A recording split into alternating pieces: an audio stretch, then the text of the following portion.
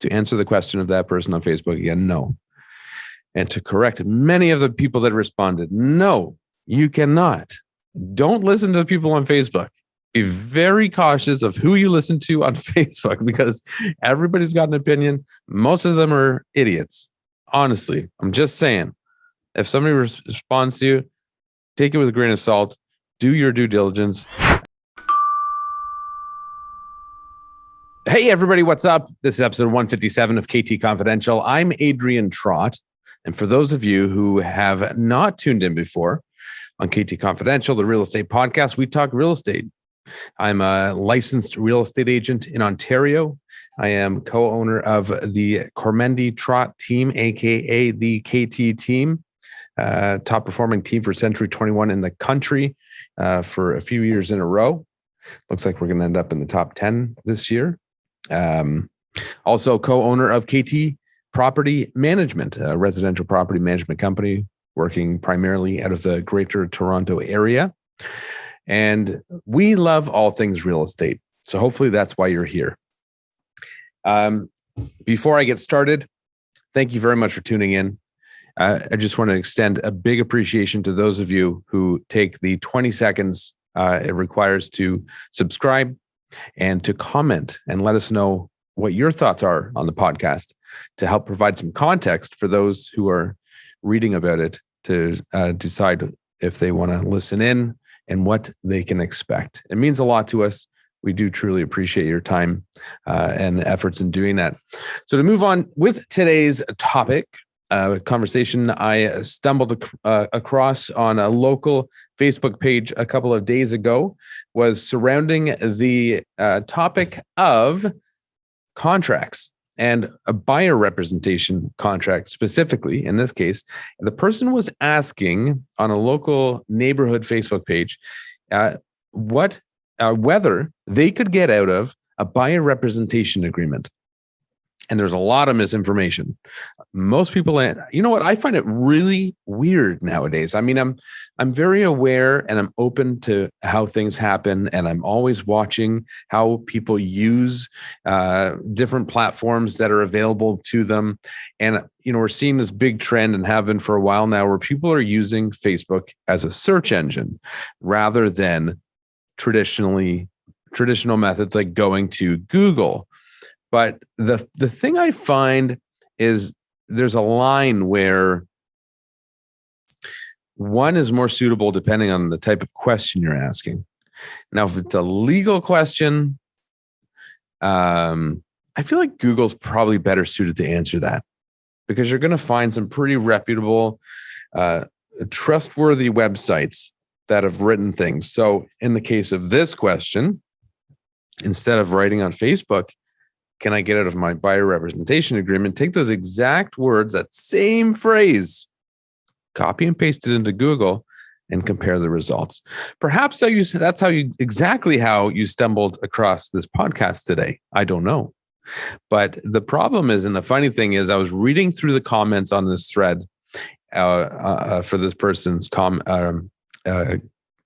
post on the Facebook local Facebook page, and there was tons of misinformation, tons of it. And that's the problem with asking questions like this on Facebook.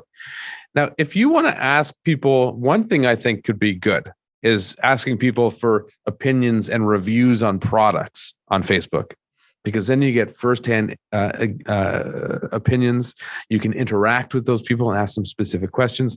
I find Google is still okay for that, but it takes a lot more digging. I feel like most reputable websites that do reviews are now dumbing it down because all they want is affiliate links and people to click on the link for a product to buy it on Amazon so they get paid for it. They're not doing legit reviews. You know, where like Consumer Reports used to be a very reliable source for, tests done under stringent requirements and scenarios to see how products would perform and getting genuine feedback on the product. Nowadays, it's like you go to a review page and every product's great because they just want to get you to click on the link to buy it. It's so frustrating. Anyways, I'm off topic, but as we head into the holidays and I'm looking for things to buy, this is one of the struggles that I have. First world problems. I know, but it's still annoying. Nevertheless, somebody give me a legit review. All right, back to the topic. Excuse me. So lots of misinformation. And there's a few things. So first of all, when you are dealing in real estate, whether you're buying, selling, renting, investing, whatever end of the various transactions you happen to be on, there are lots of legal contracts in play. Okay. So this particular question was about a buyer representation agreement. Buyer representation agreement is a document that is signed by a representative of a real estate brokerage, the real estate brokerage representing you, and you as the buyer on the other end of that relationship. So there are a few components to this that are important to understand. First of all, it wouldn't be a legally binding contract if you could just cancel it and tear it up and throw it away. And you may as well just shake hands and say, yeah, let's work together, without signing anything, because that's, it nullifies it. If one party can just say, yeah, I don't want to do this anymore, well, that defeats the entire purpose of a legally binding contract. So the answer to just get it on the table here is no. You cannot just walk away from a buyer representation agreement. Both parties need to agree to it. So I'll tell you how to handle that. But on a buyer representation agreement, you've got various components. One of them is your name and the name of the brokerage. That's the two individuals that this contract is between. Now, the other part of it is a date, a start date and an end date. Typically, these run for about 6 months. They can be less, they can be more. But if they are more than 6 months, you have to actually initial a special section that says you acknowledge the length of this contract exceeds 6 months. The other part of it is identifying the general geographical area that you are looking to require assistance in this transaction. So if you're buying a house, where are you buying it? That can be as broad as saying in Halton region or in Peel region or in Halton and Peel region, or it could be as specific as saying to buy 123 Anywhere Street in Mississauga. It can be specific to a house. It can be as broad as a region. Or I suppose you could even write Ontario. But that information is very important. The other part is, and I'll explain why in a minute. The other part of it is stating what type of property or for what use that property would be intended to. So in the case of most contracts that we're signing, it's for single family residential purposes. Now, it could also be for multi-residential purposes. If you're looking for a multi-residential property, which could be a duplex, a triplex, a multiplex, an apartment building, whatever it is, that can vary. Now, it's important that if you write on there that you want to buy a single family residential home at 123 Anywhere Street, and it's very specific, you're agreeing to sign a contract for the stated date and time to buy that specific house with that specific brokerage for that period of time. Now, if you decide, you know what, I don't want to buy 123 Anywhere Street in Mississauga, I want to go buy a house in Milton. Well, that first contract was for a very specific house. So you have that ability to do that. But it's still probably worth consulting the brokerage and the real estate agent you're working with, because in most cases, I imagine you're not all of a sudden looking, 100 kilometers in a different direction or somewhere that real estate agent may not normally practice. It's probably within a general reasonable distance that person could help you there too. So at the end of the day, if you've got a problem with the relationship between you and the person you have signed the agreement with, I recommend you please speak with them. That's the best thing to do, because if they do not agree to cancel your contract, you cannot just walk away. If you have a generic contract that says you're working with Joe the Realtor at ABC Real Estate Brokerage Inc. From January 1st until April 13th, to buy a single-family residential home in the Halton or Peel region of Ontario, and you decide halfway through that contract to go buy a house with a Susie Realtor in the same region, you can be held responsible by that real estate brokerage to compensate them the commission they would have been paid on that transaction. It's a very expensive risk and mistake. So, to answer the question of that person on Facebook again, no. And to correct many of the people that responded, no, you cannot. Don't listen to the people on Facebook. Be very cautious of who you listen to on Facebook, because everybody's got an opinion. Most of them are idiots. Honestly, I'm just saying, if somebody responds to you, take it with a grain of salt. Do your due diligence. Speak with the person you signed a contract with. Don't shy away from it because it's embarrassing or you're worried about hurting their feelings or whatever. Or, and if you don't like dealing with them specifically, the next step you could take, if you really want to avoid speaking with them, contact the broker owner, broker manager, office manager, somebody else in the brokerage that they work for, and have a conversation with them and see if you can resolve it at that level.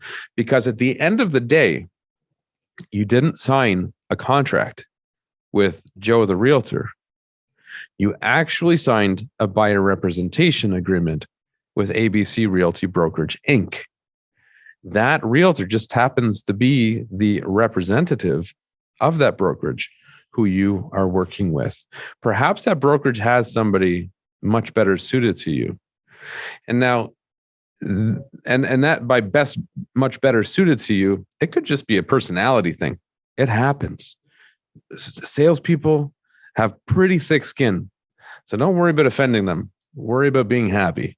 Okay. But more importantly, before you ever put yourself in this situation, let's talk about how can somebody end up in this situation? Well, one, they get a referral from their best friend's sister's brother's cousin's aunt, who's a realtor. Don't just work with someone because they were referred to you. We get referred to a ton of people, but we still go through the normal motions and recommend, that people do their due diligence and confirming and researching and sitting down and having open conversations and learning, what does this person have to offer? What do they bring to the table? How are they going to help me achieve my goal of buying X? How do they get me from A to B?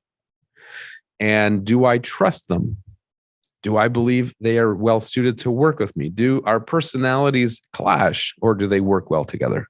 It's a big decision. It can be a very stressful process, or it can be an exceptionally fun and rewarding process. But do your due diligence. The other part of the problem is, I'm going to have a sip of water here. The other part of the problem is, and I'm sure this existed to the same degree before, but with electronic signatures, it's very easy to not pay attention to what you're signing. Tap, tap, tap, tap, tap. You drop in your initials and signatures on 50 different lines. You can be done signing documents in 10 seconds or less. It is crazy. So what happens? Well, a real estate agent doesn't necessarily need to get a buyer representation agreement signed right away when you first meet, but they do need to at the earliest possible time prior to submitting an offer on your behalf. So what will often happen is these offers will be sent to you. Now, quite often, offers have to be sent, I'd say quite often, under a short time constraint. So you go see a house, you say, oh, you know what, I really like this. All of a sudden, the other agent gets a call. Hey, Joe, I've got an offer on this house. We're looking at it tonight at 8:00. Now, Joe has to prepare all the paperwork for you to submit your offer before the seller makes a decision on whether or not they want to pursue the offer they have in hand. So, stress level rises, tension rises, pressure's on. You got to get the paperwork together. You got to send it in before you miss the opportunity to buy your dream home. Well, what happens? The real estate agent representing you, Joe, we'll say in this scenario, produces all of the offer documents. So you've got the agreement of purchase and sale, which lays out all the terms and conditions of the actual purchase. You've got a confirmation of cooperation, which talks about the various representation arrangements with who's representing the seller, who's representing the buyer, how are people compensated, etc. You've got a working with a realtor document, which talks about the various types of representations that exist. You've got FinTrack, which is a federally required client identification form. You've got a slew of other documents, lots of paperwork, electronic documents, we'll say, because especially with us, and most certainly since our partnership with Tree Canada, we try to avoid printing when it's unnecessary, which is in most scenarios nowadays. So anyways, you get all these documents in your inbox, and in the bottom of it, not at the bottom because it's electronic, at the end of the documents, you have a buyer representation agreement. And now you've got all these documents, let's say 7 documents to sign, and that buyer representation agreement's in the bottom. And it's likely that the realtor maybe didn't take the time to review them thoroughly with you. So in many cases, I've heard of people that are signing documents that didn't actually take the time to read them. When you're signing electronically, you literally tap your way through them super quick. So what you need to do first is scroll instead of tapping. Scroll through the documents, know exactly what you're signing, and then go back and sign it. That can avoid a lot of problems. But again, going back to it, it's a legally binding contract, people. You can't just tear it up. That would literally defeat the purpose of having a legally binding contract. It's there to protect both parties, you and the agent. If the agent doesn't perform their duties, well, good thing you had that paperwork in hand, because now you might have some grounds to stand on to go after them for damages or whatever. And vice versa. If you screw the real estate agent over and go buy a house with somebody else during the term of that contract, that real estate agent may say, well, you know what? We spent a lot of time together. I'm invested in this. I committed to you. You agreed to it. See here on this document, you agreed to it until this date, and you are in breach of contract. It protects them too. Saying this, there's the legal side of things, and then there's what I will refer to as the ethical side of things. Building a business is a lot of work. And part of it, and part of our success as a successful real estate team, has been our reputation and the fantastic relationships we have with our existing clients. And not all of those clients started off or were, roses and rainbows the entire time. Sometimes there were challenges. But what's important is how you overcome those challenges. And if somebody were to come to me, this actually never happened, but I would encourage somebody to do this. If somebody was unhappy with me, I'd want to know, because I have the opportunity to do one of two things. If someone's unhappy with me, I actually get excited when there's a problem, because it presents the opportunity to really impress somebody. If things are going smooth and things are great and things work out, people don't know any better. People just, great experience, no problems.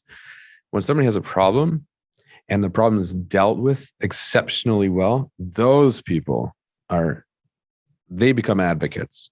They become lifelong clients, quite often friends. I look forward to having problems. But I certainly, if somebody was unhappy, I'd want them to come to me first, because first I'd want to see if we could resolve the problem. If we couldn't resolve the problem, for me personally, my reputation as a respectable, professional real estate agent is very important to me, because that's how we get a lot of our business. So if there was a legitimate concern and it just wasn't a good fit, because sometimes just personalities don't jive and it's just not going to work, I would probably, I'd say in most cases, willingly agree to sign a release from that contract.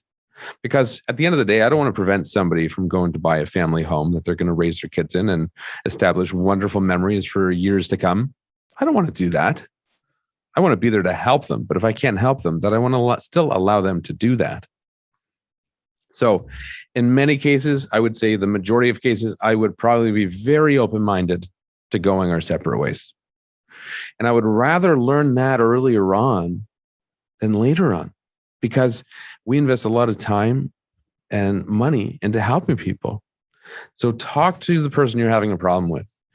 And if you're not comfortable talking to them, go to somebody above them in the brokerage, broker owner, broker manager. Just call the brokerage and ask who you should speak to.